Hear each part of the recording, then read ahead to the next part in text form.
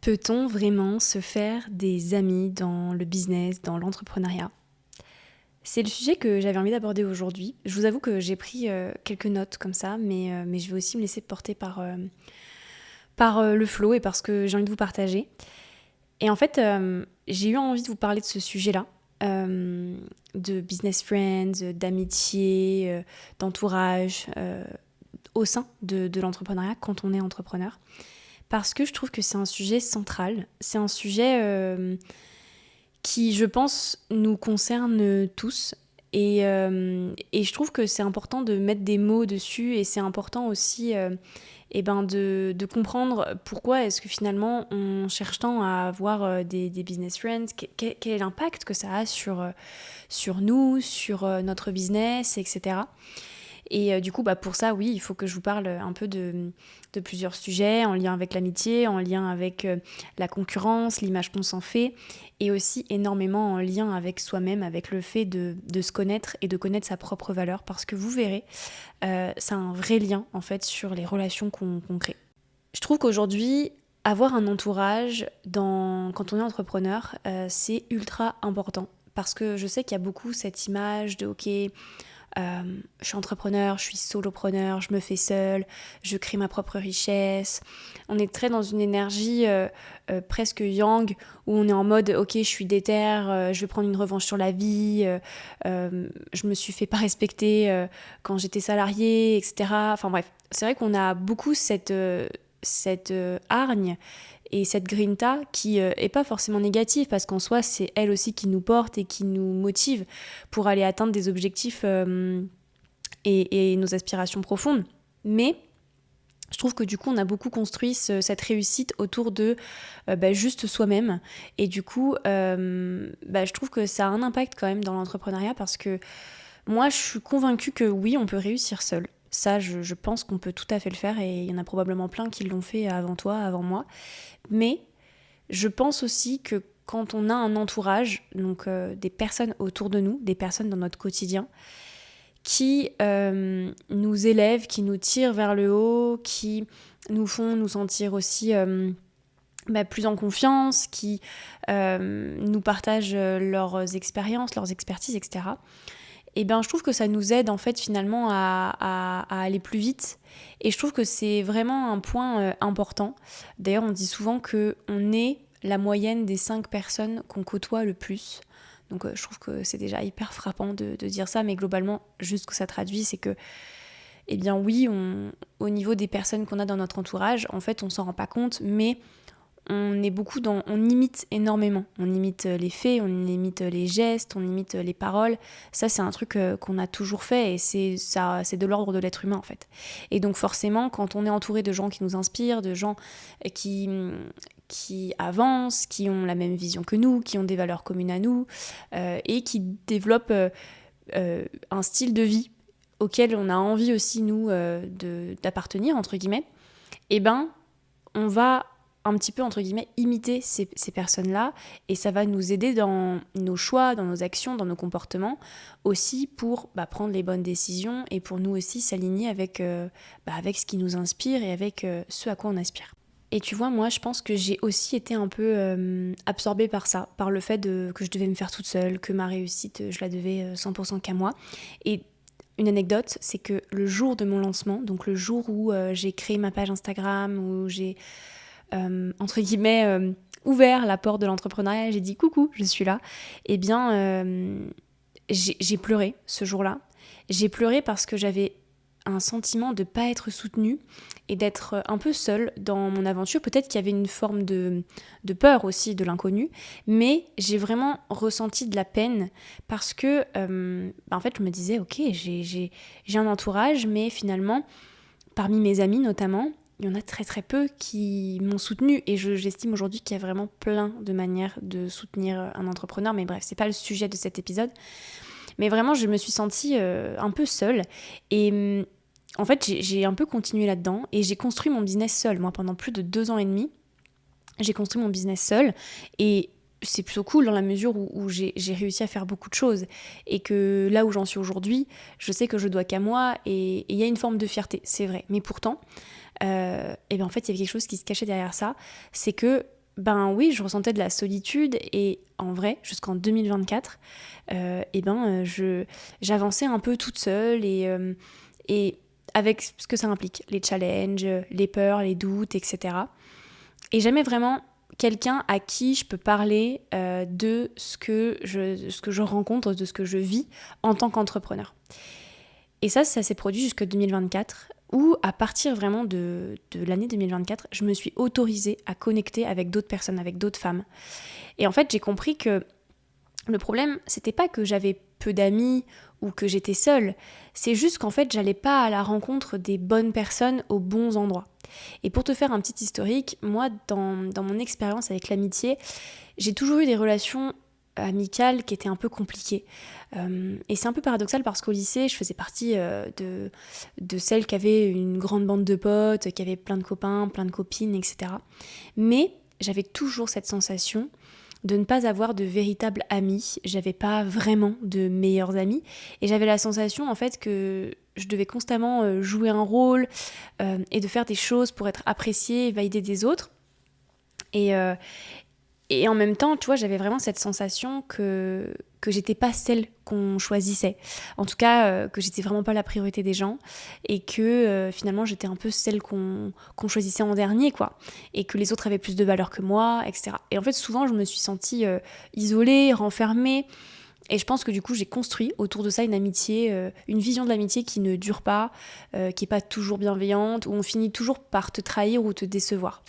Et donc ça, c'est un peu mon historique avec l'amitié, qui fait qu'aujourd'hui, j'ai assez peu d'amis, mais j'ai un regard différent aujourd'hui sur ça. Et en fait, je me suis rendu compte vraiment que, voilà, c'est pas que j'avais peu d'amis ou que j'étais seule, c'est juste que je pense que j'allais pas à la rencontre des bonnes personnes aux bons endroits. Ça, c'est le premier point. Et bref, tout ça, ça a un peu évolué et l'entrepreneuriat m'a ouvert à beaucoup de choses, m'a confronté à beaucoup de challenges, à des peurs évidemment plus personnelles, etc., à des blessures aussi d'enfants. Qui justement me permettent aussi de travailler dessus, donc c'est là où c'est positif. Et puis il y a un truc qui est souvent revenu dès que je me suis lancée dans l'entrepreneuriat, c'était la concurrence. La concurrence, je vous en ai fait un épisode complet de podcast, je crois que c'est l'épisode 21, où je vous parle de ma vision de la concurrence aujourd'hui, et qui n'a pas toujours été celle-ci. Et en fait, je trouve qu'aujourd'hui, sur les réseaux, dans le business, on voit beaucoup... Enfin, je sais pas comment dire. En fait, on voit beaucoup de gens qui se tirent dessus, je trouve, qui se tirent un peu des balles perdues, vous voyez, mais sans jamais vraiment citer de nom. Et en fait, sans citer l'affaire en question, mais je pense que ceux qui étaient dans le business en ligne, là, en 2024, ont assisté à cette affaire d'une créatrice de contenu, d'une coach Instagram, qui a été au cœur un peu d'un scandale parce qu'elle a été accusée d'avoir copié intégralement en fait une ou plusieurs formations d'une coach américaine. Et en fait, je me souviens que moi, à ce moment-là, là où il y a tout le monde qui faisait des stories Instagram, qui faisait des posts Instagram, qui faisait des threads et tout ça, en fait, moi, je me rends compte que je n'ai absolument pas communiqué sur le sujet. Pour plusieurs raisons, mais la principale, c'est qu'en fait, j'ai estimé que j'étais personne pour tirer sur quelqu'un et que j'étais pas en fait un tribunal et que j'avais pas forcément à donner mon avis, et encore moins en public, et encore moins quand il y a un effet de masse comme ça. Et moi, je me souviens que cette affaire, franchement, quand bien même cette personne-là a fait ce dont elle est un peu accusée, je ne cautionne pas évidemment et je condamne toute forme de plagiat, etc. Ça, c'est évident. Mais en même temps, je me dis, c'est quoi genre la vibe du truc, quoi. Moi, genre, j'ai pas du tout kiffé quand tout le monde partageait des stories, tout le monde donnait son avis, tout le monde la défonçait. Et j'ai même vu, pire que ça, des gens qui étaient techniquement ses concurrents, et d'ailleurs j'en faisais partie à ce moment-là, des gens qui étaient ses concurrents et qui du coup se servaient de ce scandale pour redorer leur image et genre faire des stories en mode moi de toute façon j'ai toujours su qu'il y avait un truc qui allait pas chez elle, regardez-moi comment je fais bien, regardez-moi comment toutes mes idées je ne les emprunte de personne, etc., etc. Et en fait ça, je trouve que c'est une affaire parmi d'autres évidemment, mais c'est un truc qui vient renforcer cette image tellement mauvaise de la concurrence, où en fait l'objectif c'est d'être le meilleur, c'est d'être meilleur que son voisin, et que la moindre opportunité qu'on a pour essayer d'être meilleur, que ce soit en défonçant l'autre personne en face ou même pas forcément, on va le faire. Et je trouve que quelque part ça nourrit un peu cette idée que les gens qui font comme nous, donc qui ont la même expertise que nous, etc., font contre nous et sont contre nous. Alors qu'en fait, pour moi, c'est tellement pas ça, quoi. En fait, c'est juste que concurrence, on l'a associé à compétition. Donc en fait, c'est qui sera le meilleur, qui sera le premier, qui les gens choisiront, etc.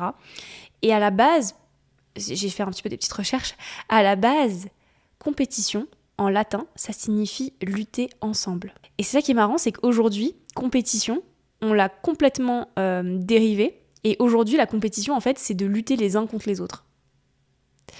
Et ça, je trouve que c'est bien dommage. Et en fait, moi, j'ai cette vision un peu différente aujourd'hui, parce que je trouve, déjà, première chose, que personne n'a rien inventé et que personne ne réinvente tout. Donc, évidemment sans le vouloir ou en le voulant, peut-être, on s'inspire un peu de tout ce qu'il y a autour de nous. Donc, ça me paraît logique qu'on ne soit pas les seuls sur un marché. Ça me paraît logique qu'on n'ait pas été les seuls à avoir cette idée-là. Bref, tout ça, tout ce genre de choses. Bref, j'en parle vraiment dans l'épisode 21 du podcast sur ma vision complète de la concurrence. Mais en fait, tout ça, je trouve que ça vient mettre, vous voyez, une forme de relation un peu pas saine entre les différents entrepreneurs, en fait. Comme si, finalement, on était tous un peu les uns contre les autres, etc. Et en fait, moi, je trouve que c'est tellement dommage, parce que ensemble, on est tellement plus forts, et qu'ensemble, on s'élève tellement plus. Donc pourquoi est-ce qu'on a besoin en fait un peu de pas de se tirer dessus, mais d'avoir cette vision-là de ok, en fait je me fais seule, et surtout faudrait pas trop que je fasse trop confiance à des gens que je connais pas, à d'autres entrepreneurs. Imagine ils me volent mes idées, enfin bref, ce genre de choses-là.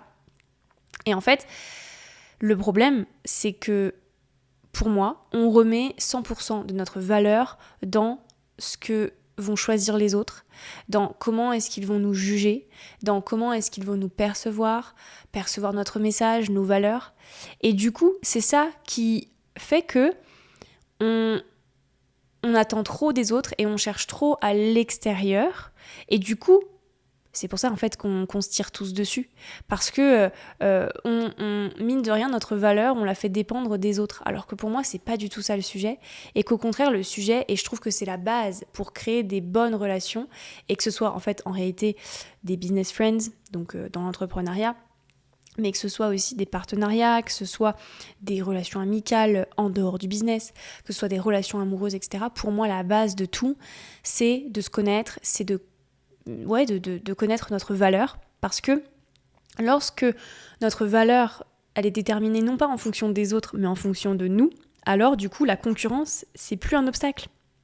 La concurrence, c'est plus un obstacle, et du coup, on arrête de se raconter ce discours interne de « il faut que je sois le meilleur, il faut que je sois meilleur qu'un tel, il faut que je fasse comme elle a plus de clients que moi, waouh, elle a eu une super idée, ça veut dire que moi, il faut que je fasse encore mieux que ça, ou alors il faut que je fasse pareil ». Enfin, vous voyez, en fait, ça, c'est un espèce de discours interne qu'on se raconte, tout simplement parce que notre valeur, on la détermine en fonction des autres et pas en fonction de nous.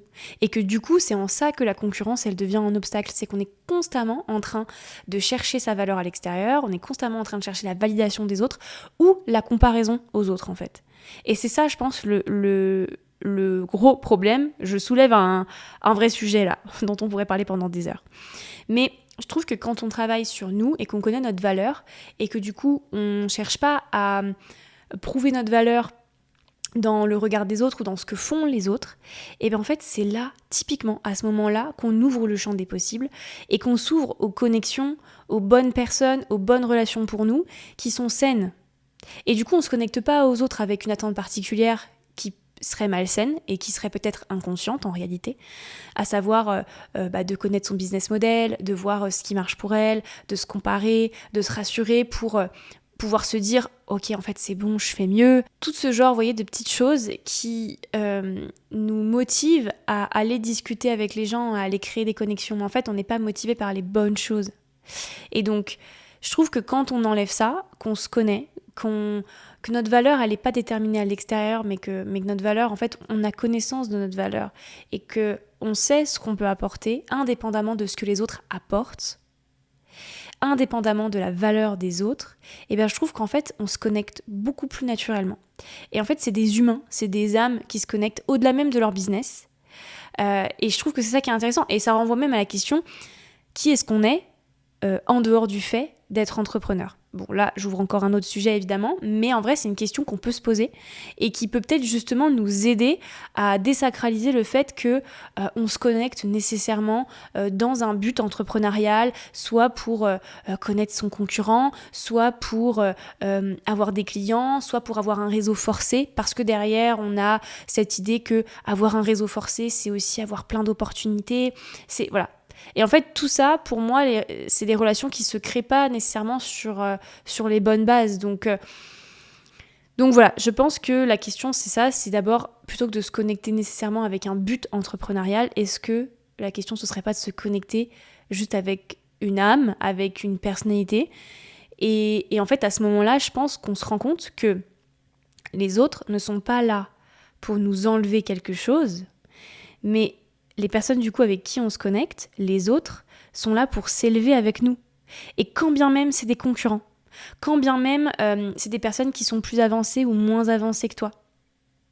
Et voilà, ça je trouve que c'est assez fou. Et quand on a, je pense, ce genre de réflexion-là, je pense qu'on crée des vrais liens, des vraies amitiés. Et je pense que c'est vraiment ça, le fondement de se créer un entourage, bâtir un entourage qui nous tire vers le haut, parce que c'est ça le sujet de ce podcast quand même, c'est créer un entourage qui nous tire vers le haut, et c'est est-ce qu'on peut créer des vraies relations dans le milieu de l'entrepreneuriat? Et vraiment, je vous partage ma vision sans filtre, je pense que oui, on peut le faire, mais que la question c'est de travailler sur soi, et c'est de se connaître personnellement déjà, et d'avoir déjà notre valeur, en fait, de connaître notre valeur et de pas la placer dans l'extérieur, dans les mains des autres ou dans la valeur des autres, en fait.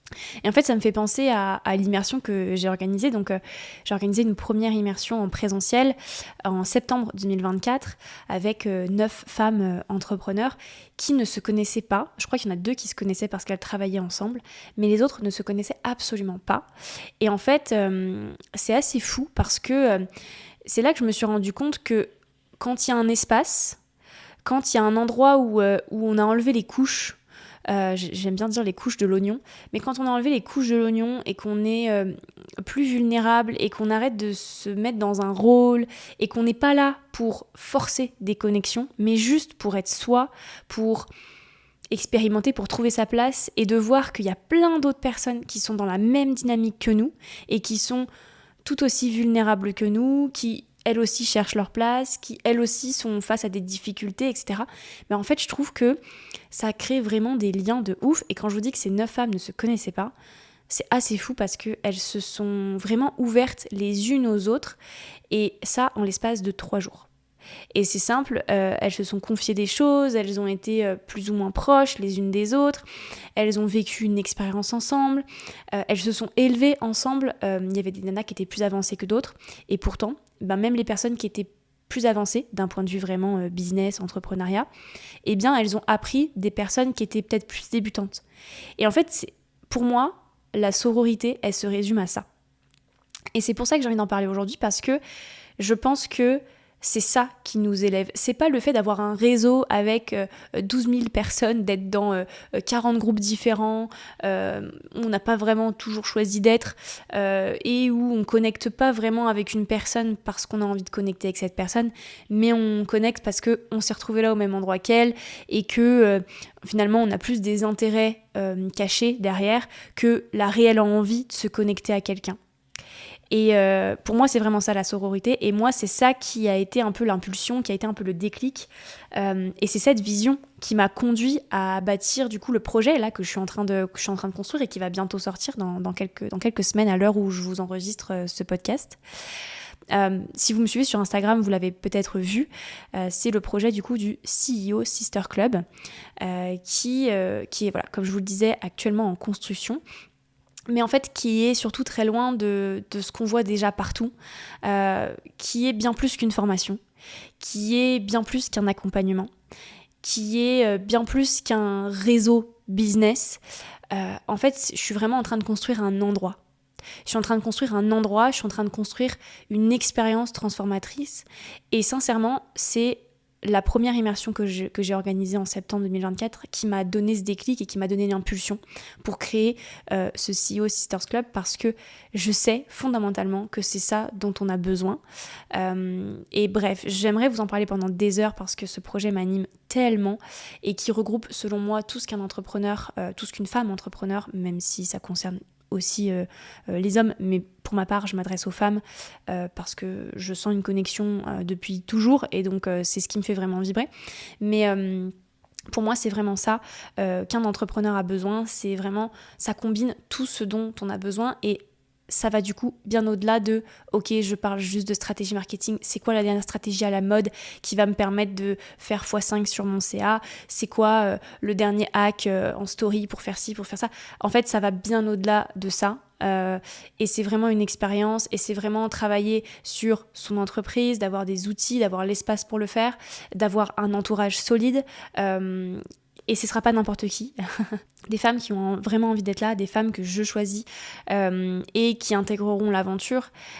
Et c'est aussi un travail sur soi. Voilà, c'est vraiment pour moi un endroit. Sincèrement, quand je dis que c'est un endroit et que c'est l'endroit que je pense j'aurais adoré avoir quand je me suis lancée, et bien voilà, c'est ça, je suis en train de le créer, il sortira très bientôt dans les prochaines semaines, comme je vous l'ai dit, mais voilà. Ce sera quelque chose d'assez exclusif et d'assez premium dans un premier temps. Donc ce sera pas un truc ouvert à tous. Ce sera pas genre open bar, allez-y, tout le monde peut s'inscrire, tout le monde peut rejoindre. Comme je vous l'ai dit, dans un premier temps, je veux vraiment faire vivre une expérience et donc il y aura une forme d'exclusivité et donc les places seront assez limitées pour vivre cette expérience, en tout cas en avant-première. Et donc voilà, l'objectif aussi pour moi dans ce podcast, c'est si jamais ça vous parle, si jamais cette vision que je vous ai partagée aujourd'hui vous parle, eh bien je peux vous inviter à dans un premier temps, suivre le compte Instagram du CEO Sisters Club que je vous mettrai en description de cet épisode. Mais aussi, si le cœur vous en dit, c'est de vous inscrire à la liste email privée et gratuite que j'ai mis en place et qui, chaque semaine, en fait, où je vous délivre en fait des infos, je vous délivre des exclus et je vous explique vraiment ma vision, je vous explique vraiment comment je construis ce CEO Sisters Club, qu'est-ce qu'il y aura à l'intérieur, de qui est-ce que je vais m'entourer, quelle est la mission, et comment je compte bien changer la façon d'entreprendre des femmes aujourd'hui. Et donc voilà, c'est 100% gratuit, vous pouvez vous inscrire, comme ça vous avez toutes les exclus et surtout en fait vous serez potentiellement au courant en avant-première et vous pourrez potentiellement rejoindre en avant-première du coup ce CEO Sister Club qui sera un membership, mais vraiment un membership assez unique en son genre. Mais ça, il faut que vous vous inscriviez à la liste email pour pouvoir vraiment découvrir tout ce que je vous prépare parce que sincèrement, ça va être une dinguerie. Donc voilà, je vous glisse l'info comme ça ici, mais en tout cas j'espère que l'épisode vous aura plu, qui vous aura ouvert la réflexion sur est-ce qu'on peut se faire des amis dans l'entrepreneuriat et du coup comment on peut le faire.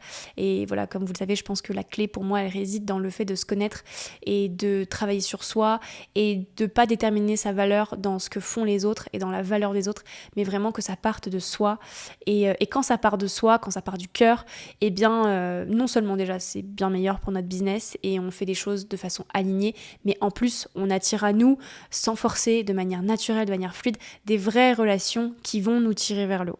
Voilà, c'était un petit peu ma vision pour cet épisode, j'espère qu'il vous aura plu. Comme d'habitude, si jamais vous avez envie d'en discuter avec moi, mes DM sur Instagram sont bien entendu ouverts. Ça me fait toujours hyper plaisir de voir vos partages, de voir vos messages, de voir vos déclics après mes épisodes. Donc encore une fois, je me ferai une joie de lire tout ça. Moi, je vous dis à la semaine prochaine et prenez soin de vous. Merci d'avoir écouté cet épisode jusqu'au bout. Si tu l'as apprécié autant que moi, n'hésite pas à lui donner un petit coup de pouce en lui attribuant 5 étoiles sur ton application d'écoute préférée. Et si tu veux vraiment me faire plaisir, laisse-moi un petit commentaire ou partage cet épisode si tu penses qu'il pourrait aider quelqu'un. Merci, c'est grâce à toi que le podcast pourra impacter encore plus de monde.